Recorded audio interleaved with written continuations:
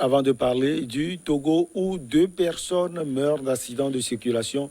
Chaque jour, nous continuons notre périple en Côte d'Ivoire ou bien au Mali, puisque le sujet concerne le Mali et surtout la sortie du président ivoirien Alassane Dramane Ouattara. Il est inacceptable qu'un régime militaire reste en place un quinquennat dans l'espace CEDEAO. Je suivais mon collègue Adam Adjron tout à l'heure.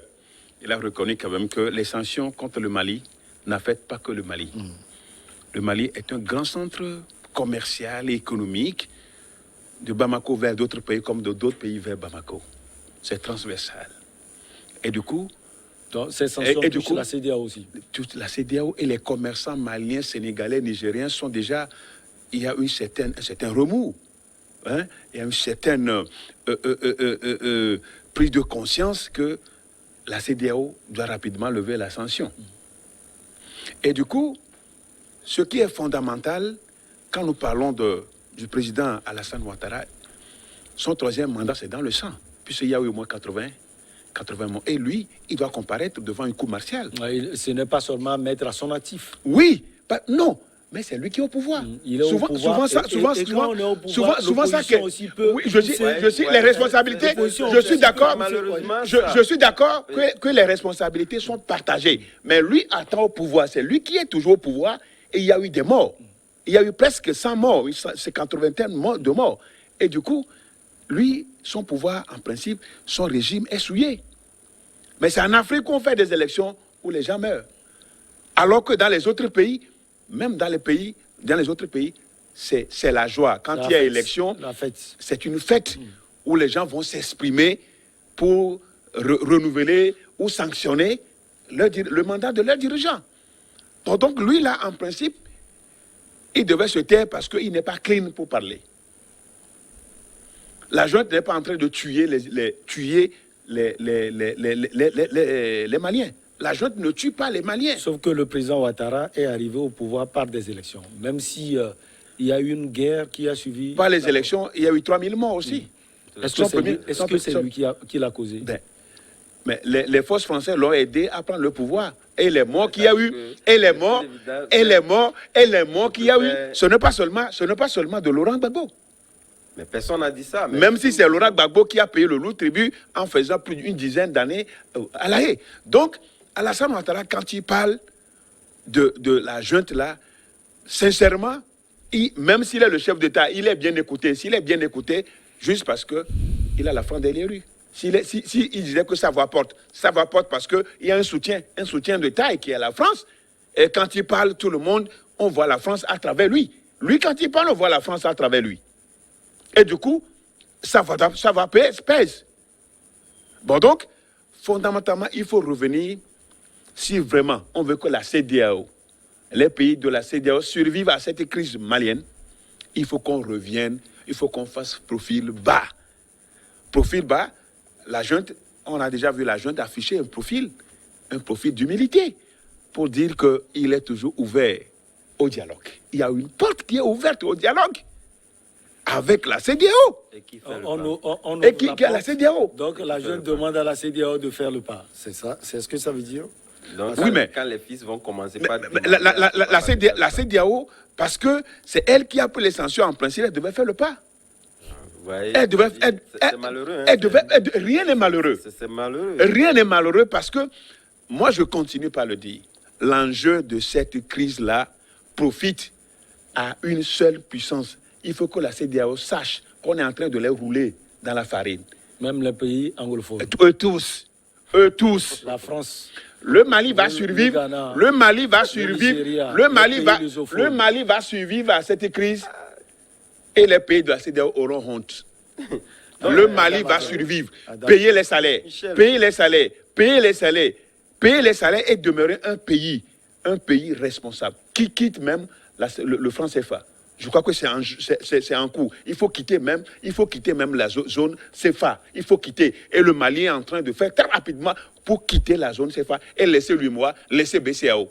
Et c'est ça, c'est ce que nous souhaitons. Mais vous savez, c'est facile de pouvoir, disons, faire exprimer des opinions qui ne tiennent compte d'aucune réalité.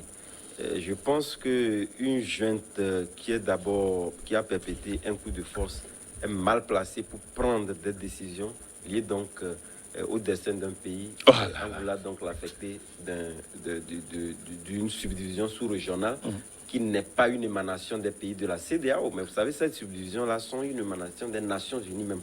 Les subdivisions que nous connaissons aujourd'hui là. Et vous n'êtes pas, la souveraineté peut vous permettre, mais ce n'est pas une junte qui va le faire. Et la junte, c'est quoi? Impossible. C'est pas des Maliens? Des Maliens qui sont au pouvoir? Ce sont des Maliens dont vous C'est des Russes? C'est des Chinois? Vous voyez, c'est pourquoi je dis, nous aurons toujours du chemin à parcourir. Oui, parce qu'à cause de vous, hein, les intellectuels africains qui s'expriment mal. Nous avons aujourd'hui en face des leaders d'opinion et surtout des politiques qui ne conçoivent pas que nous sommes en face d'une nouvelle génération qui sait bien comprendre les choses. Lorsqu'il faut justifier l'injustifiable dans un pays et venir donc peut-être dire le contraire dans un autre pays, comment voulez-vous qu'on vous prenne au sérieux? C'est quand même lamentable et dangereux. Ce qu'on dit aujourd'hui, je pense que si la jeune sait véritablement qu'il a un chronogramme, qu'elle a un chronogramme à présenter à la CEDEAO, c'est simple. Et je pense que tous les présidents sont d'accord que ces jeunes-là puissent véritablement fixer un délai raisonnable. Et tout le monde l'a dit que vous présentez donc à la CEDEAO pour que ces sanctions-là soient levées. Si tel est convenant en esprit, réellement, donc l'assentiment de pouvoir protéger cette population, les aspirations profondes de cette population, ça, c'est pas difficile à pouvoir donc mener comme pas. C'est très facile à le faire. Mais je pense qu'il y a d'autres prétentions, d'autres enjeux qui sont ailleurs que nous ne maîtrisons pas assez. Et ces enjeux-là sont aujourd'hui fortifiés par des mauvais pas posés par ces politiques-là, comme je le disais tantôt, comme le passeur Edo, comme il serait donc à la place de Maïga, il ferait donc la même chose. En témoigne aujourd'hui ces engager un bras de fer avec la France. Et ce qui n'est pas parce normal. À travers la CEDEAO, moi je vois la France à travers la CEDEAO et je ne vais pas plier, je ne plie pas. Et je ne suis pas d'accord qu'on puisse donc soutenir un régime qui perpétue donc des coups de force. Donc vous êtes d'accord avec le président Ouattara? Je serai toujours d'accord avec le président Ouattara en disant que cette junte-là, d'abord, c'est une sanction prise malgré eux, compte tenu du fait que personne n'a intérêt à pouvoir voir un pays être affecté économiquement et encore moins militairement. Donc pour eux, ils ont intérêt pour que tous les pays puissent donc retrouver une stabilité digne de ce nom et qui va faire triompher la CEDEAO. Puisque c'est en cela également que les notations, bon, nous avons l'habitude de publier les perspectives économiques de la CEDEAO. Vous savez, ces perspectives-là sont toujours affectées à partir du moment où un pays ne se trouve pas en bonne santé. Et ça ne fait pas du bien pour aucun chef d'État aujourd'hui de retrouver le Mali dans cet état-là. Mais ce qu'on demande, je vous dis, on n'en a pas besoin d'ici demain. On en a besoin. Et donc, c'est parce qu'on a les armes achetées par les contribuables et on tient cette population, on l'offusque et on se dit que voilà, c'est cette population-là qui nous a mandaté. On les a mandatés par rapport à quoi? C'est eux qui dirigent le pays. Les élections qui mandatent un président à la tête du pays. Et beaucoup de dirigeants africains sont faussement mandatés. Sont frauduleusement mandatés. Sont frauduleusement mandatés. Rapidement, eux aussi, ils parlent. Que le Mali puisse donc retrouver la voie de sa destinée normale que ne porte pas cette On va junte-là. quitter Libreville si vous le voulez, ou bien la Côte d'Ivoire, même Bamako pour le Togo, Passeur Edo Kabi. Oui, mais on y va. On y va. Au Togo, donc, plus de 600 personnes ont péri dans des accidents de route en 2021, a rapporté le ministre de la Sécurité et de la Protection civile, le gérant Yak Damran. Un chiffre en augmentation par rapport aux 556 morts dénombrés en 2020. Alors, Passeur Edo Komi, ça fait 2 morts par accident par jour. Horrible. C'est dramatique. C'est affreux. C'est macabre. Et il faut qu'ensemble qu'on réfléchisse à ça. Les 7 millions de Togolais sont concernés par ça parce que c'est les vies, c'est nos vies, c'est les vies humaines. C'est les vies des Togolais qui sont mises en cause. Et ça, les causes, c'est les mêmes causes. Voilà. Les mêmes causes produisent les mêmes effets. Nous intéressent, les causes. Les causes, d'abord, les gens, vous voyez les gens qui conduisent au téléphone au volant, des gens qui ne portent pas de ceinture, des gens qui conduisent en état d'ivresse, des gens qui conduisent des fois sans permis, des gens qui violent les feux tricolores, les gens qui n'ont pas des pneus, des véhicules en bon état, des gens qui font des surcharges, donc qui dépassent, qui poussent l'engin à s'exploser en cours de route parce que le poids est surchargé, c'est-à-dire c'est surchargé. Vous voyez des véhicules qui quittent Agbalepédo ici pour aller au nord, vous les voyez porter des charges Incroyable. Des charges incroyables. Vous voyez les véhicules qui titubent. Et du coup, quand ils arrivent sur des montées, apparemment, ils ne tiennent plus. Et à la moindre incartade, on voit les véhicules dans des ravins. Pourquoi on n'arrive pas à contrôler cela? Mais justement, je crois que les responsabilités sont pas... Pourquoi il y a des gendarmes, il y a des routiers sur la route? D'abord, pourquoi les gens eux-mêmes le font? Mais les gens même le font. Il y a certains qui le font inconsciemment. Mais pour ne pas dire, ils sont tous conscients de la situation. Des gens qui veulent maximiser, par exemple, leur intérêt par rapport à ces chats dont nous parlons. Mais des gens qui défient aussi. Des gens qui défient, il y a des gens qui défient. Celui qui viole le feu tricolore, mais il défie l'autorité. Parce que le code de la route lui interdit de s'arrêter quand il y a un feu rouge. Quand il y a le feu tricolore, quand le feu est rouge, il faut qu'il s'arrête. Donc, je crois qu'il y a tous ces facteurs-là. Et du coup, ça affecte tout le monde. L'inconscience, ou bien l'ignorance, ou bien l'entêtement de quelqu'un affecte tout le monde. Celui qui s'entête à violer le feu rouge, dès qu'il viole, ceux qui ont le droit de passer, ceux qui ont le feu vert, ben, ils tombent ensemble dans un accident. Ouais. Donc c'est à cause d'une seule personne. Et ça, je crois, nous avons discuté avec le ministre de la Sécurité à qui nous avons demandé que très rapidement, au début de cette année, qu'il y ait eu une rencontre nationale, avec les syndicats, les organisations syndicales, que ce soit des autos comme des véhicules comme des motos, qu'il y ait des organisations de la société civile, il y a les forces de sécurité, pour qu'on réfléchisse cette année 2022, qu'on réfléchisse très tôt, qu'on réfléchisse au cours de cette rencontre-là, peut-être présidée par le Premier ministre et autres, parce que l'ampleur aujourd'hui, il y a une certaine ampleur, c'est macabre, les chiffres sont macabres, c'est toujours en nette augmentation chaque année, c'est en nette augmentation chaque année, et c'est les vies humaines, c'est les vies des citoyens qui sont en jeu, qui sont mises en jeu, et il va falloir quand même que nous prenions conscience de la chose. Nous prenons conscience. Et il faut même, nous sommes allés loin pour demander au ministre de sanctionner quand quelqu'un viole le feu rouge quand on le prend. Mais qu'il y a une loi qu'on le mette en prison. Une semaine. Et ça va servir de leçon. On dit, la dernière fois, on le dit publiquement, on publie. Ça que quelqu'un, la dernière fois, il a violé, il est en prison pour une semaine. Et quand on le dit... C'est aussi cela, on va commencer par sanctionner les gens. Les gens vont encore critiquer le ministre et le gouvernement. Je ne critiquerai pas le ministre. J'ai dit au ministre que je ne vais pas le critiquer. Il a dit, est-ce que vous êtes sûr que ce que vous dites là, vous n'allez pas me... Vous voyez que j'ai déposé la question. J'ai dit, monsieur le ministre, je ne vous critiquerai pas. J'opte pour une sanction vraiment sérieuse. Parce que quand on les prend en route, en cours de route, ils négocient juste dans les coulisses et puis on les laisse à la moto. Vous comprenez? Ou bien des gens même qui achètent, en jargon de conduite, j'ai acheté la route. Ça, c'est le jargon. On dit, on a acheté la route. Appelle-moi. On a dit, acheter la route. Donc, quand tu achètes la route, tu es libre d'avancer. Et je crois, du coup, le ministre, il est conscient. J'ai aimé, ce ministre-là, je l'ai aimé parce qu'il a reconnu ce qui se passe sur la route. Ouais, il a reconnu ce ministre, tout le monde l'aime. En tout cas, je l'ai reconnu. Ça, vraiment... Je le félicite pour ça. Il a reconnu que ces agents même là, c'est eux qui sont aussi la cause de ce que nous connaissons. Ça, ce n'est pas facile de reconnaître, mais je crois que ça, c'est bon. Adam Adjaranou, quelles sont selon vous les causes? Je pense que d'abord, lorsque nous parlons des accidents de circulation, c'est une responsabilité assez partagée. Oui, très partagée. Et surtout, lorsque c'est un problème également plus structurel.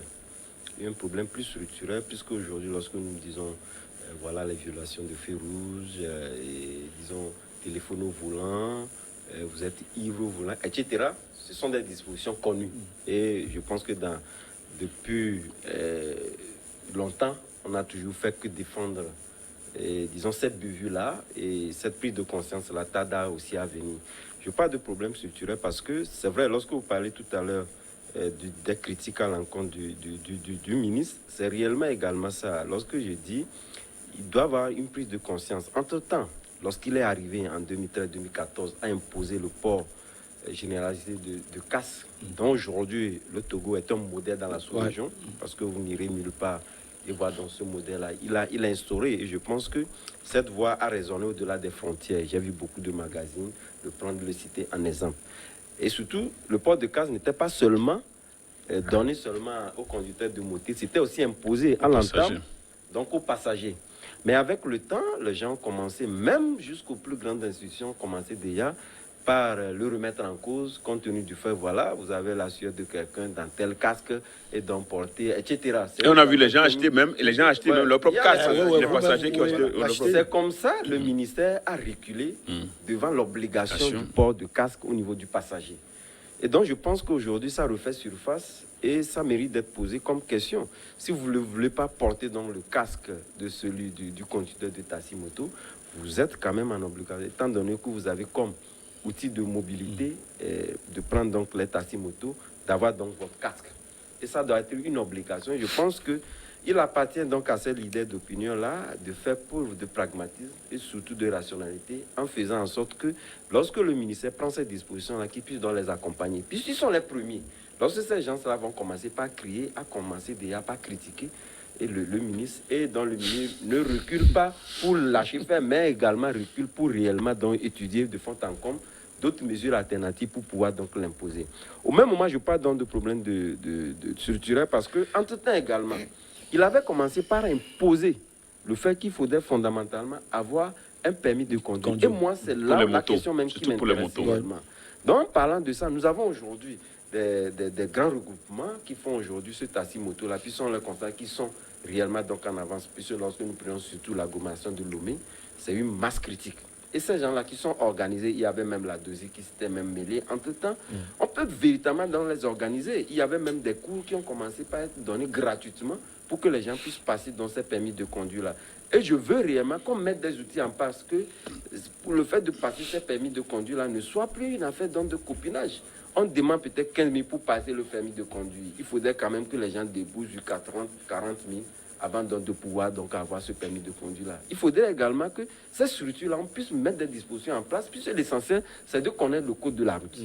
Et ce code de la route-là permet également que c'est vrai que lorsque vous passez, vous prenez, puisqu'il y avait aussi une réclamation liée au fait que vous devez avoir aussi l'assurance, etc., on sait véritablement que tout le monde ne peut pas pouvoir acheter donc la police d'assurance, mais faire en sorte que ceux qui conduisent déjà des voitures qui ont les permis de conduire, qu'on puisse également les exonérer lorsque la personne a ce permis-là, que cela puisse quand même prévaloir pour la circulation de motos, puisque on se dit qu'il sait véritablement le code de la route avant de conduire sa voiture. Donc peut également, puisque le code que nous pratiquons, il n'est pas différent du code de moto, qu'on puisse les exonérer à pouvoir donc utiliser leur permis de conduire voiture lorsqu'ils veulent donc conduire les motos. Et je pense que lorsqu'on serait dans ça, on comprendra clair que les gens, aujourd'hui, pour les raisonner, il faudrait véritablement que ces gens-là puissent avoir le permis de conduire. Ça rassure un peu plus.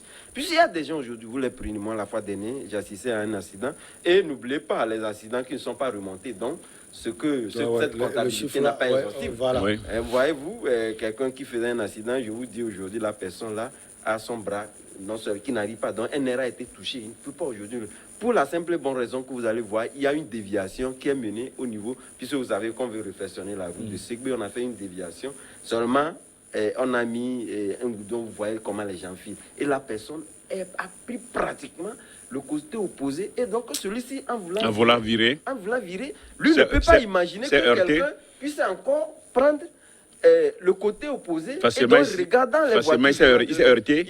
La personne l'a heurté. Et voilà, la personne se retrouve aujourd'hui avec un nerf touché. Non, le nerf est touché, c'est pas le barré cassé, mais ne peut plus faire des mouvements. Donc, je pense que on doit rationaliser les choses. C'est pourquoi il n'y a pas de problème assez structuré. Faire en sorte que on peut d'abord accepter que ceux qui ont des voitures peuvent rouler les motos parce qu'ils ont déjà fait des tests de code de la route et exiger à ce que ces gens-là qui puissent, avant de conduire un taxi-moto, puisqu'au même moment, on ne peut pas accepter quelqu'un conduire un taxi sans avoir de permis de conduire. Je ne peux pas comprendre pourquoi on peut accepter quelqu'un conduire un taxi-moto sans avoir le permis de conduire.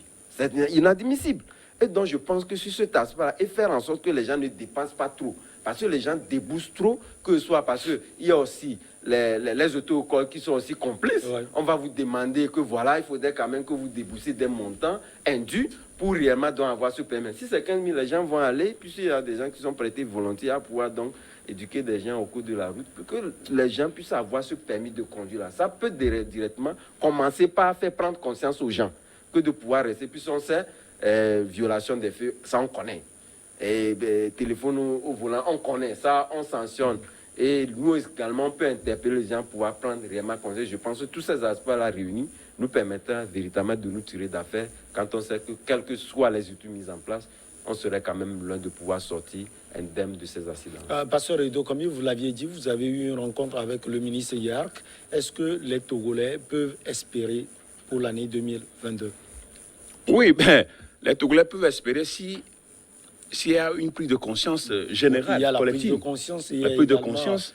Et le ministre qui doit agir. Le ministre doit aussi agir par rapport aux forces de sécurité qui doivent aussi prendre la mesure de la chose par rapport à ce qu'on peut leur donner sur la route et payer la route et laisser libre cours aux accidents de circulation. Voilà, c'est très important. Je crois que c'est une chaîne, hein? C'est une chaîne. Il y a plusieurs maillons.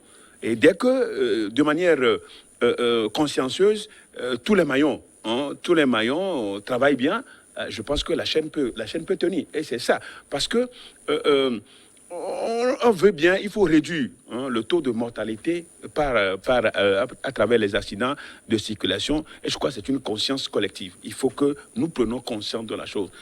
Quand nous quittons la maison, que nous soyons conscients, que nous rassurons que nous allons revenir à la maison. Et si l'autre aussi prend cette mesure de conscience, nous allons tous rentrer à la maison quand nous sortons. Mais c'est que quand les gens sont inconscients et que vous allez voir des gens qui roulent sans savoir là où ils vont. Quelqu'un qui roule, tu le vois, il freine, il est là sans aller nulle part. Mais c'est celui-là que vous avez vu tout à l'heure avec une certaine allure, hein, qui a une certaine accélération sans objectif.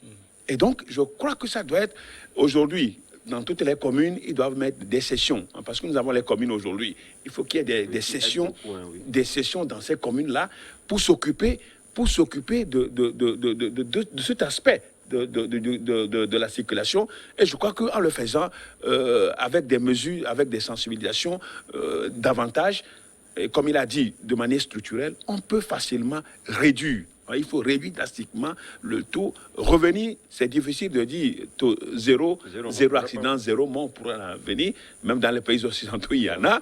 Donc on ne peut pas. Mais quand ça arrive, qu'on dise que cet accident-là, vraiment c'est arrivé parce que ça devait arriver.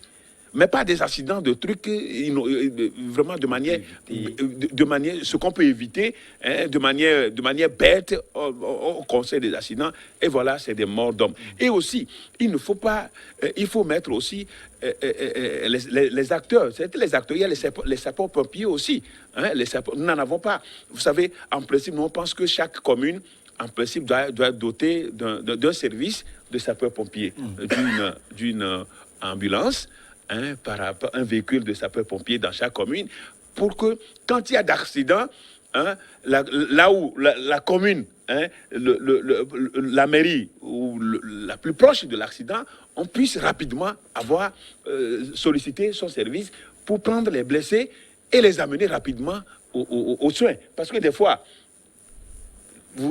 les gens qui ne pouvaient pas mourir meurent parce que les services pompiers devaient quitter leur siège pour pouvoir joindre le lieu de la circulation, et voilà le dégât. Donc je crois qu'il faut que tous ces acteurs-là soient vraiment, il faut redynamiser tous ces acteurs-là pour qu'en 2021, nous ne puissions pas, que ça ne grimpe pas, mais plutôt que ça diminue. Et le gouvernement qui fait des efforts à Damadjornou. Pour terminer, le ministre chargé des Transports, Rafo Atchadedi, a lancé en décembre 2021 le projet pilote de renforcement de la sécurité routière. Ça va aussi jouer un grand rôle en 2022. Énormément, mais ce qui est intéressant dans ça, là, c'est que tous ces acteurs-là, les transporteurs, etc., tous ces acteurs-là sont toujours associés à cela.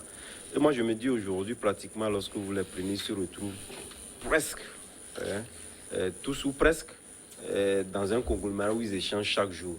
Je me pose des questions, parce qu'aujourd'hui, lorsque vous prenez, et ça, ce sont les transporteurs, le problème ne se pose pas trop avec acuité. Lorsque vous prenez surtout ces accidents-là, pour la plupart du temps, sont causés, je dis, lorsque c'est ceux qui conduisent les voitures, il faut véritablement donc les féliciter.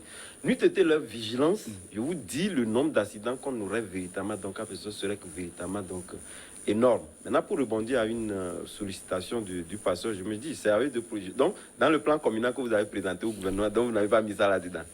C'est à vous de les mettre, mais au même moment... Non, les PDC, on n'a pas encore... Nous sommes en phase de rédaction des PDC, oui. Donc ce n'est pas encore rédigé. Bon, mais... Hein, on est en train, certainement... Ce qui est certainement... important, je pense que quelque part, c'est bon, c'est une belle idée, mais une chose est d'avoir dans ces sapeurs-pompiers, parce que je ne suis pas sûr que toutes les communes puissent donc avoir des structures sanitaires qui puissent donc accueillir leurs malades. Voilà, ça aussi. Ça ne sert à rien de ne rien avoir, de pouvoir donc prendre des malades pour aller dans une autre commune. Bon, c'est souhaitable, hein, mais je pense que l'essentiel est de pouvoir faire en sorte que vous nous dotez des structures sanitaires dignes de ce nom, et donc je pense que vos sapeurs-pompiers peuvent véritablement avoir de la matière et non de pouvoir donc déplacer. Non, mais il a parfaitement raison, mais écoutez, nous, on vient de prendre, il y a 2 ans, il y a des gens qui étaient qui devaient en principe nous doter de ces infrastructures. Maintenant, on nous colle.